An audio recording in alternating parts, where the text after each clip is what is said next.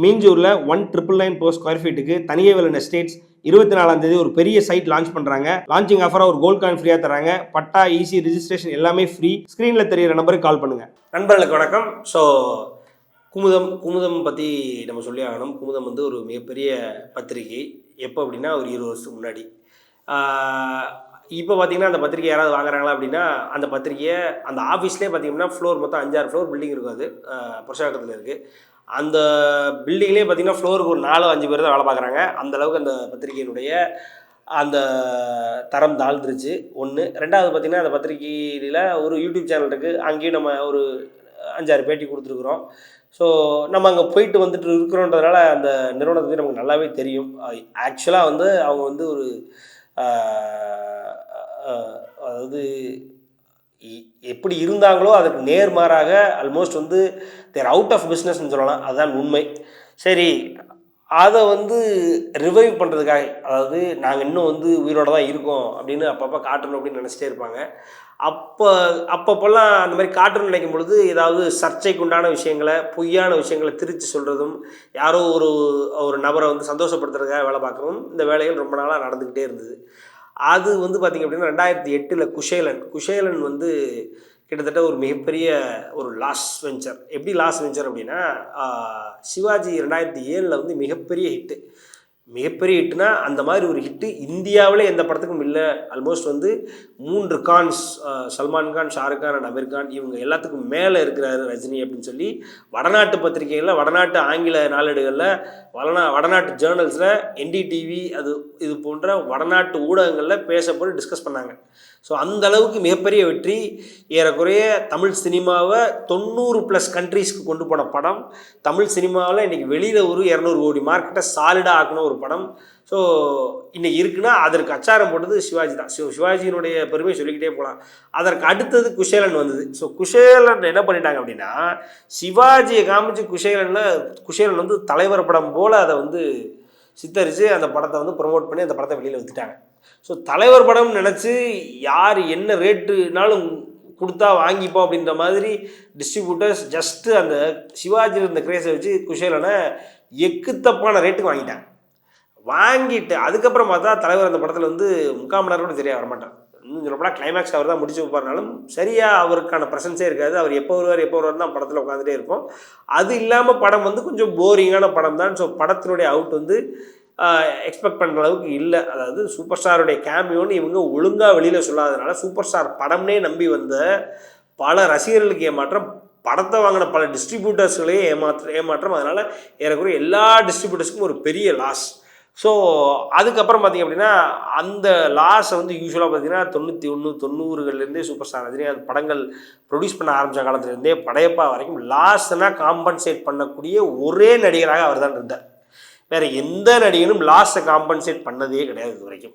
So அந்த லாஸை compensate பண்ணி பழக்கத்தை உருவாக்கிட்டார் சூப்பர் ஸ்டார் ரஜினிகாந்த் அவர்கள். கூப்பிட்டு லாஸ் ஆயிடுச்சுன்னா படம். இந்த 2008 வந்த இந்த குஷேலனுக்கும் நீங்கள் தான் லாஸை காம்பன்சேட் பண்ணணும்னு அவருடைய வீட்டுக்கு போய்ட்டு ஒரே பிரச்சனை, அவருடைய ஆஃபீஸுக்கு போய்ட்டு ஒரே பிரச்சனை ராகவேந்திரா மண்டபத்தில். அது வந்து நான் எப்படிங்க பண்ண முடியும்? இது நான் ப்ரொடியூசர் இல்லை, இது நான் எதுக்கு பண்ணணும்? ப்ரொடியூசராக நான் பண்ணுறேன். அட்லீஸ்ட் ஒரு படம் ஒரு ஏரியா டிஸ்ட்ரிபியூஷன் வாங்கியிருந்தா கூட நான் பண்ணுறேன். நான் எதுவுமே பண்ணல, நான் எதுக்கு உங்களுக்கு லாஸை காம்பன்சேட் பண்ணணும்? எங்கே லாஸ் ஆச்சோ நான் இத்தனைக்கு படம் ரிலீஸ் ஆகிறது ஒரு 4 நாளைக்கு முன்னாடி தலைவர் தரப்புலேருந்து ஒரு அறிக்கையை வந்து இந்த படத்தில் வந்து கேமியோ தான் வர்றாரு அப்படின்னு சொல்லி தெளிவான ஒரு அறிக்கை வந்துருந்தது. அவர் பத்திரிகைகளுக்கு கிளாரிஃபிகேஷன் கொடுத்துருந்தார். அதை கூட ஹைலைட் பண்ணி படம் சூப்பர் ஸ்டாரினுடைய ஒரு ஒரு பத்திரிகை செய்தி ஒன்று வருதுன்னா அது எவ்வளோ ஹைலைட்டான ஒரு இன்ஃபர்மேஷன். அதை வாண்டடாக ஹைலைட் பண்ணலை. அது வாண்டடாக இந்த மாதிரி பல விஷயங்கள் பண்ணாங்க. அதனால் அந்த படம் அப்படி ஆச்சு. ஆனால் இது வந்து சூப்பர் ஸ்டார்னால தான் இந்த மாதிரி நடந்துச்சுன்னு குமுதம் ஒரு ரொம்ப கேவலமான ஒரு நடுப்பக்க இது ஒன்று போட்டிருந்தான். என்னென்னா செய்தி, அதில் வந்து சூப்பர் ஸ்டார் இந்த மாதிரிலாம் இவங்களை ஏமாத்தினார் வச்சார். இந்த குஷேலன் படத்தை அவர் எப்படிலாம் பண்ணார், இதில் அவருக்கு ஷேர் இருக்கிறதாகவும், இதில் பாதி படத்தை அவர் தான் சுருக்கிட்டு போகிறதாகவும், பிரமிட் சமீரா அவர் மேலே குற்றம் சாட்டி பிரமிட் சமீரா இந்த படத்தினுடைய தோல்விக்கு சூப்பர் ஸ்டார் தான் காரணம் என்பது போலவும் சித்தரித்து உண்மைக்கு புறம்பான, உண்மைக்கு மாறான சூப்பர் ஸ்டார் அப்படின்ற ஒரு சங்கர் கூட இணைஞ்சால் மட்டும்தான் வெற்றி அப்படி இப்படின்னு எழுதுனாங்க சார். ஓவராக எழுதுனாங்க. அப்போவே பார்த்தீங்கன்னா குமுதம் மேலே உள்ள ஒரு நம்பிக்கை போயிடுச்சு. ஏன்னா சூப்பர் ஸ்டார்ன்றவர் தான் வந்து இது வரைக்கும் பணத்தை தேடி தேடி கூப்பிட்டு போய் கொடுத்தவர். அவரை பற்றி இப்படி எழுதுறாரு அப்படிங்கும்போது மக்களுக்கே அதை ஏற்றுக்க விரும்பலை. ஸோ அங்கே தான் குமுதம்னுடைய ஒரு ஒரு ஒரு மக்கள் மேலே உள்ள நம்பிக்கையை போச்சு. சரி, அது ஒரு சைடில் அதை பாட்டுக்கு இருக்கட்டும். இது பார்த்திங்க அப்படின்னா அதுக்கப்புறம் அவர் ஆட்டோமேட்டிக்காக என்ன பண்ணாப்புல அப்படின்னா எந்திரன், மறுபடியும் அது சங்கர் படம் தானாலும் எந்திரனை வச்சு ஒரு போடு போட்டாப்புல. அதுக்கப்புறம் உடம்பு சரியில்லாமல் திருப்பி வந்து கபாலி. அதில் எந்த ஒரு பெரிய ப்ரொடியூசர் கிடையாது, பெரிய டேரக்டர் கிடையாது, பெரிய ஆர்டிஸ்ட் கிடையாது, வெறும் கபாலி. அதுவும் மலேசியாவில் போய் படத்தை எடுத்து உலகம் முழுக்க இன்னைக்கு வரைக்கும் இந்த கபாலியினுடைய கலெக்ஷனில் ஒரு என்ன சொல்கிறது ஒரு 80% கூட எடுக்க முடியாமல் கஷ்டப்பட்டுட்டு இருக்காங்க. அதுதான் வந்து இன்றைக்கி உச்சத்தில் இருக்கிற நடிகரோட உண்மையான நிலைமை. அப்படியான கபாலி இண்டஸ்ட்ரிகிட்ட கொடுத்தாரு. அதுக்கப்புறம் 2.0 இண்டஸ்ட்ரிகிட்ட கொடுத்தாரு. அப்புறம் அதெல்லாம் அவரை வந்து எவனாலும் நிறுத்த முடியாது. ஏதாவது ஒரு நடுப்பக்க செய்தி போட்டால் நிறுத்திடலாமா என்ன பண்ணால் இந்த மாதிரி ஒரு விஷமத்தனமான ஒரு விஷயத்த 2008 குமுதம் பண்ணான். சரி, அதுலேருந்து அப்படியே பார்த்தீங்கன்னா 2010 ஆல்மோஸ்ட் வந்து இந்திரன் முடித்த கையோட தலைவருக்கு அந்த உடம்பு சரியில்லாமல் போன காலகட்டத்தில் வேறு அடுத்த ஒரு 4 வருஷம் அவருக்கு பெருசாக படங்கள்லாம் இல்லை. 2014 வந்த படங்களும் ஃப்ளாப்பு. லிங்காவும் கோச்சரையானும் பார்த்திங்கன்னா சரியாக போகலை அப்படின்ற உடனே டக்குன்னு மறுபடியும் அந்த நேரத்தை கையில் எடுக்கணுன்றதுக்காண்டி அடுத்த சூப்பர் ஸ்டார் யார் அப்படின்னா அப்போ தான் நான் சொன்னேன். அதாவது எல்லோரும் பல பேர் லெட்டர் எழுதி அனுப்பணும். என்ன எழுதி அனுப்பணும் அப்படின்னா உனக்கு என்ன தைரியம் வந்து அடுத்த சூப்பர் ஸ்டார் நீ போடுவேன். ஒரு 4 வருடங்கள் அவர் படம் கொடுக்கல, அதே நேரத்தில் அவர் கொடுத்த படங்கள் வந்து சரியாக போகலை, லிங்கா சரியாக போகலைன்னு அடுத்த சூப்பர் ஸ்டார்னு நீ கேட்குற அளவுக்கு தைரியம் வந்துருச்சான்ற மாதிரிலாம் நாங்கள் லெட்டர்கள் பல நேரங்கள் அனுப்போம். அதையும் மீறி என்ன சொன்னாங்க அப்படின்னா மதுரையில் ஒரு பிரம்மாண்ட மாநாடு போட போகிறோம், யார் வெற்றியாளரோ அவரை வந்து நாங்கள் கௌரவிக்க போகிறோம் அப்படின்னாங்க. அப்போது மதுரையில் அந்த மாதிரி மாநாடு நடந்ததுன்னா குமுதம்ன்ற ஆஃபீஸே இருக்காது அப்படின்ற அளவுக்குலாம் பல பேர் வந்து பல தலைவர் ரசிகர்கள்லாம் அதெல்லாம் சொன்னால் பண்ணிடுவாங்க. பல தலைவர் ரசிகர்கள் அதை வந்து மிரட்டலுக்கு அப்புறம் அந்த மிரட்டலுக்கு பயந்து குமுதம் வந்து அந்த விழாவை ஸ்டாப் பண்ணான். சரி, அந்த விழாவை ஸ்டாப் பண்ணால் ஆனால் அந்த ரிசல்ட்ஸை நான் வந்து ஊடக சுதந்திரம் வரைக்கும் எனக்கு ஊடகம் நான் என்ன வேணாலும் முன்னோம் அப்படின்னு சொல்லி அதுக்கு ரிசல்ட்டை நான் வெளியிட போகிறேன் அப்படின்னு சொல்லி விஜய் தான் அடுத்த சூப்பர் ஸ்டார் அப்படின்னு சொல்லி ரிசல்ட்டை வெளியிட்டான் 2014. ஆனால் அவன் குட்டு வெளியில் வந்துருச்சு. அதாவது விஜயும் அவனும் சேர்ந்து அரங்கேற்றிய ஒரு நாடகம் அப்படின்றத அம்பலப்படுத்தினாங்க. யாருன்னா அஜித் ரசிகர்களும் ஏனைய ரசிகர்களும் ஒரு சில மீடியாக்களும் சேர்ந்து, அதாவது குமுதம் வந்து விஜய் கூட சேர்ந்து விஜயனுடைய அப்பா கூட இணைந்து தான் இந்த ஒரு சேட்டையை பண்ணியிருக்கான் அப்படின்றத வந்து இப்போ இது பண்ணாங்க. ஏன்னா கிட்டத்தட்ட ஒரு 15 நாளோ என்னமோ நினைக்கிறேன். அதுக்கு வந்து நீங்கள் ஓட் பண்ணணும். அந்த ஓட் பண்ணி அடுத்த சூப்பர் ஸ்டார் யார் அப்படின்னு சொல்லி நீங்கள் அதில் 14 நாட்கள் பார்த்தீங்க அப்படின்னா அஜித் தான் நம்பர் 1ல் இருக்கார். கரெக்டாக சொல்ல போனால் 13வது நாள் வரைக்கும் அஜித் தான் நம்பர் 1ல் இருக்கார். சட்டுன்னு 14வது நாள் விஜய் நம்பர் 1க்கு வராரு. 15 நாள் ரிசல்ட் அறிவிக்கிறாங்க.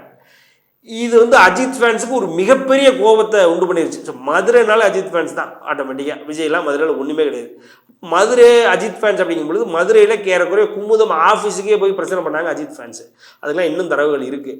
அதனால இங்கே பார்த்திங்க அப்படின்னா பிரசவகத்தில் இங்கே உள்ள குமுதம் ஆஃபீஸ்லேயும் போய் பிரச்சனை பண்ணாங்க. ஏன்னா 15 நாட்களில் 13 நாள் அஜித் நம்பர் 1ல் வராரு, 14வது நாள் விஜய் நம்பர் 1ல் காமிச்சிட்டு 15வது நாள் விஜய் தான் செட்டப் சூப்பர் ஸ்டார் அடுத்த சூப்பர் ஸ்டார் அப்படின்றாங்க. அதனால தான் விஜய்க்கு இன்னைக்கு வரைக்கும் செட்டப் சூப்பர் ஸ்டார்ன்ற ஒரு பேர் இருக்குது. செட்டப் சூப்பர் ஸ்டார் விஜய் அப்படின்ற பேர் இருக்குது. இந்த சேட்டையை 2014 பண்ணாங்க. அதையும் மீறி அவர் தான் சூப்பர் ஸ்டார்னு அவரே வெக்கமில்லாமல் ஏற்றுக்கிட்டார். விஜய் தான் அடுத்த சூப்பர் ஸ்டார்னு அவரும் வெக்கமில்லாமல் ஏற்றுக்கிட்டார். அதுதான் உண்மை. இது அம்பலப்படுத்தியது தினமலர், தினத்தந்தி எல்லாருமே அம்பலப்படுத்துகிறாங்க. இது பொய் தான். இது விஜயும் குமுதம் சேர்ந்து நடத்திய நாடகம். இந்த சர்வே நடத்துறதுக்கு அவங்க 5 லட்ச ரூபா பணம் வாங்கினாங்க அப்படின்லாம் வந்து அப்போ குற்றச்சாட்டுகள் எழுந்தது. இன்னும் சொல்லப்போனால் ப்ரூஃப்ஸோட பல பேர் அதை ப்ரூவ் பண்ணாங்க. அஜித் ரசிகர்கள்லாம் வந்து டெய்லி இத்தனை ஓட்டுகள் இத்தனை சதவீதம் இருந்தது ட்ராக் பண்ணி எப்படி சடனாக இவ்வளோ சதவீதம் ஒரே நாளில் கூடுச்சு அப்படின்றதெல்லாம் ட்ராக் பண்ணாங்க. அதுக்கு குமுதம் ரெஸ்பான்ஸ்லாம் கொடுத்துருந்தாங்க. இல்லை எல்லா விஜய் ரசிகர்களும் கடைசியில் கூட்டிட்டாங்க, விஜய் கம்மியாக இருக்குது அப்படின்னு உடனே கூட வாய்ப்பே இல்லை. ஏன்னா ஓட் பண்ணது நாங்கள், எங்களுக்கும் தெரியும், எங்களுக்கு தெரிஞ்சுதான் நடந்தது, எங்களை விட எந்த வகையிலையும் அவங்க நம்பர்ஸில் ஜாஸ்தியாக இருந்ததே இல்லை அப்படின்னு சொல்லி அங்கே இருந்து கண்ணால் பார்த்தாங்க, ஓட் பண்ணாங்க. ஒவ்வொருத்தரும் வந்து சாட்சிகளோட பேசினாங்க. இதெல்லாம் அப்போ உள்ள பத்திரிகைகள் இருக்குது. ஸோ 2014 விஜய் தான் அடுத்த செட்டப் சூப்பர் ஸ்டார்ன்ற ஒரு விஷயத்தை உண்டு பண்ணிச்சு குமுதம். அதே குமுதம் இப்போ இன்னொரு வேலையில் இறங்கியிருக்காங்க. என்னென்னா 2026 தட்டுறோம் தூக்குறோம் அப்படின்னு குமுதம் ரிப்போர்ட்டரில் ஒரு நேற்று ஒரு ஆர்டிக்கிள். அது பார்த்திங்கன்னா நாங்கள் மெகா சர்வே நடத்துகிறோம் ஆன்லைனில். மெகா சர்வே என்ன அப்படின்னா 2026 யார் கையில், அதில் இருக்கவங்க விஜய்க்கு தான் ஓட்டு போடுவான் அப்படின்ற மாதிரி ஒரு பிம்பத்தை உருவாக்கியிருக்காங்க. அதாவது பொய்னா பச்சை பொய். இன்னைக்கு நான் இப்போ ஆன்லைனில் எந்த அளவுக்கு களமாடிட்டு இருக்கோன்னு தெரியும். நீங்கள் ஒன்றும் இல்லை, சிம்பிளாக நான் உங்கள்கிட்ட ஒரு கேள்வி கேட்குறேன். குமுதம் இப்படி சர்வே பண்ணது உங்களுக்கு தெரியுமா? நீங்களும் இப்போ இந்த வீடியோ பார்த்துட்டு இருக்கீங்கன்னா உங்களுக்கும் தெரியும். நியாயமாக மனசுலேருந்து யோசிங்க. குமுதம் இப்படி எங்கேயாவது ஒரு இடத்துல சர்வே பண்ணி அது உங்களுக்கு தெரிய வந்து நீங்கள் பண்ணாமல் இருந்திருக்கீங்களா? மேபி இல்லை பண்ணீங்களா? மேபி தயவு செஞ்சு நீங்கள் கீழே கமெண்ட்டில் பண்ணுங்கள். யாருக்கேன்னா நம்ம வந்து டெய்லி வந்து சோஷியல் மீடியாவில் கிட்டத்தட்ட 80-90% வந்து அதில் தான் வேலை பார்த்துக்கிட்டு இருக்கோம், அதில் தான் களமாடிக்கிட்டு இருக்கோம். ஆனால் நமக்கே தெரியாமல் ஒரு சர்வே நடத்தி அந்த சர்வே ரிசல்ட்டில் வந்து அடுத்த சிஎம் வந்து விஜய் தான்றாங்க. இந்த 2014 பண்ண கோமாளித்தனத்தை மறுபடியும் விஜயை வச்சு அந்த குமுதம் பண்ணுது. இந்த விஜயும் குமுதமும் இதுக்கு முன்னாடி மட்டும் நடந்ததில்லை. ஆண்டாண்டு காலமாக அவருக்கு அவங்க ரொம்ப சப்போர்ட் பண்ணிட்டும் சொம்படிச்சிட்டும் அவர்கிட்ட பணத்தை வாங்கிட்டு அவருக்கு தேவையானதை பண்ணுறதுமா குமுதம் இதைத்தான் பண்ணிகிட்டு இருக்கா. அதனுடைய நீட்சி தான் 2026 சிஎம் இவர் தான். அதாவது உதய்க்கு இருக்கிற கிரேஸோட கம்மியாக இருக்கிறதாகவும் அண்ணாமலைக்கு இருக்கிற கிரேஸோட கம்மியாக இருக்கிறதாகவும் ப்ரூவ் பண்ணுங்க, அதுதான் உங்களோட அஜெண்டா அப்படின்னு சொல்லி குமுதமை கும்பு சீவி விடுறதாகவும் பணம் கொடுத்து இந்த வேலையை பார்க்க வைக்கிறதாகவும் ஒரு குற்றச்சாட்டு வருது.